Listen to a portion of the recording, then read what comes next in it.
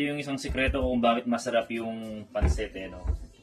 Yung iskal, halos tinatanggal ko yung laman mga pre, tinatsaga ko. Tapos yung nakuha kong karne, halos kalahating kilo. Ito yung pangsasahog ko ng pansit mga pre. Tingnan nyo mga pre, close me. Tingnan nyo nakuha ko mga pre na laman dito sa iskal na aking dinibon na pangsisig. Talagang tsinaga ko yung laman upang makuha ko itong mga to. Kasi masarap to mga pre pagka sinahog mo sa lomi o kaya sa pansit. Halos kalahating kilo yan mga pre. So nakatipid na ako ng konti sa pangsahog mo.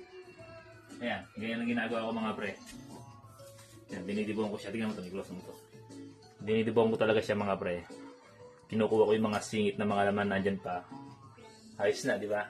Isang pamamaraan para makatipid ka. At the same time, makakagawa ka ng sisig. Meron ka pang extra pang sahog sa pansit. Okay? Diba? Yung tatapon yan, sayang to mga pre, iskal. Pwede natin pang sahog ng... Big ice. Pang sahog ng pansit. Okay. Daddy, daddy. Daddy. Daddy. Daddy. Big ice. Not big ice. Hummus. She said he did it is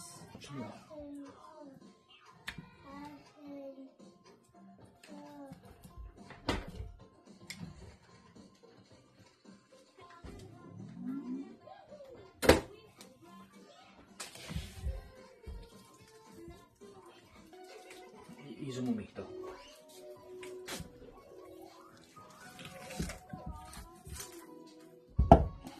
Tatanggalin natin yan mga pre.